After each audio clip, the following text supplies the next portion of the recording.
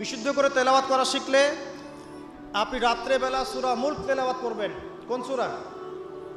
সূরা মুলক যে ব্যক্তি রাতের বেলা তেলাওয়াত করে, এই ব্যক্তি মৃত্যুবরণ করলে ইনশাআল্লাহ তাআলা তার কবরের আযাব হবে না। কবরের আযাব কি চারটাখানি কথা? সূরা মুলক তেলাওয়াত করলে এই ব্যক্তিকে সূরা মুলক কবরের আযাব থেকে বাঁচিয়ে দিবে ইনশাআল্লাহ। 30টা আয়াত মুখস্থ করে ফেলতে পারেন। কোরআন তেলাওয়াত করা শিখলে আপনি আয়াতুল কুরসি পড়তে পারবেন। কোনটা? আল্লাহু লা ইলাহা ইল্লা হুয়াল হাইয়ুল কাইয়্যুম, এখান থেকে শেষ পর্যন্ত। সূরা বাকারার আয়াত নাম্বার 255। প্রত্যেক ফরজ নামাজের পর যে ব্যক্তি বিশুদ্ধ করে আয়াতুল কুরসি তেলাওয়াত করবে, মৃত্যু ছাড়া তার জান্নাতে যাওয়ার কোনো বাধা নাই। সুবহানাল্লাহ। আর ছোট্ট সূরা আছে কিছু, সূরা ফালাক, সূরা নাস, সূরা ইখলাস। সকালে 3 বার সূরা ইখলাস, 3 বার ফালাক, 3 বার নাস।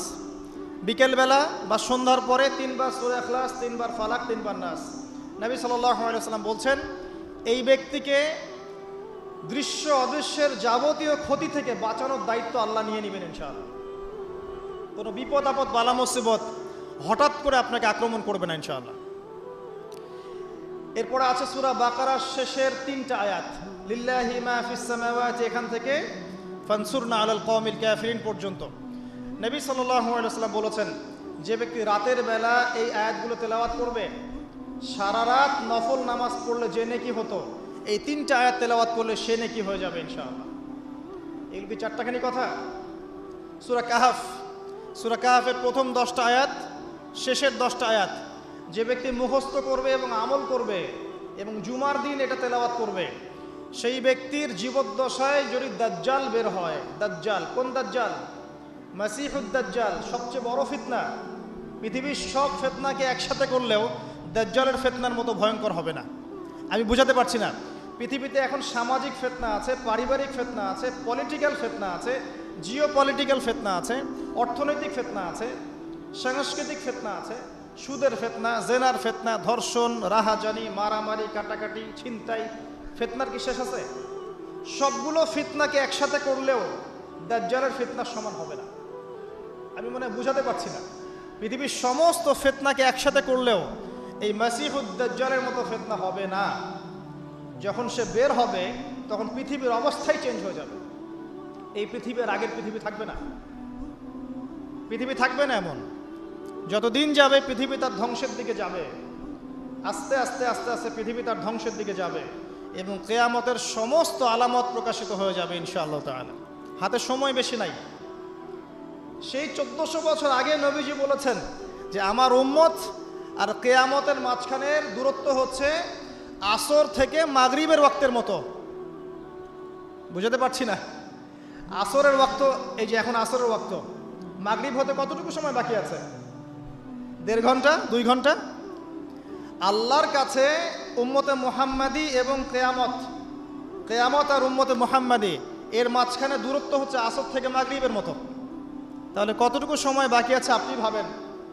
এই হাদিসটা বলেছেন নবীজি 1400 বছর আগে, আমি 1400 বছর পরে বললাম। তিনি 1400 বছর আগে কথা বলেছেন। তো যাই হোক, শেষ জামানার সবচেয়ে বড় ফিতনা হচ্ছে মাসিহুদ দাজ্জাল। ওই দাজ্জালের ফিতনা থেকে আপনাকে বাঁচাবে সূরা কাহফ। কিন্তু আপনাকে বিশুদ্ধ করে তেলাওয়াত করা শিখতে হবে আগে।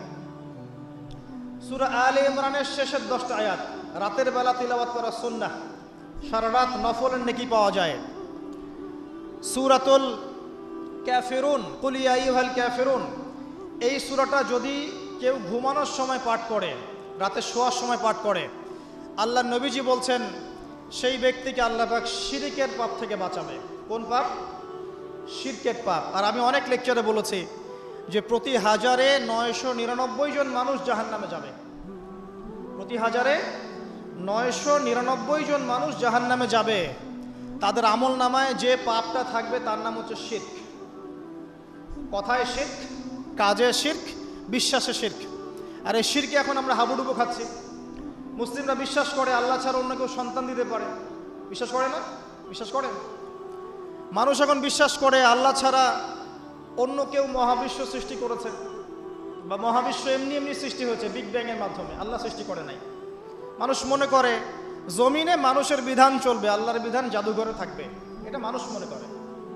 মানুষ মনে করে মানুষ আল্লাহর হালালকে হারাম করতে পারে, আল্লাহর হারামকে হালালও করতে পারে।